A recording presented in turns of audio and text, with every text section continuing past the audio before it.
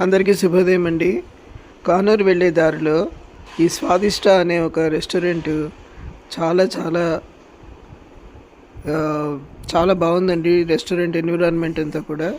తర్వాత టిఫిన్లు కూడా చాలా టేస్టీగా ఉన్నాయని మా ఫ్యామిలీతో వెళ్ళినప్పుడు వాళ్ళందరూ కూడా చాలా హ్యాపీగా ఫీల్ అయ్యారు.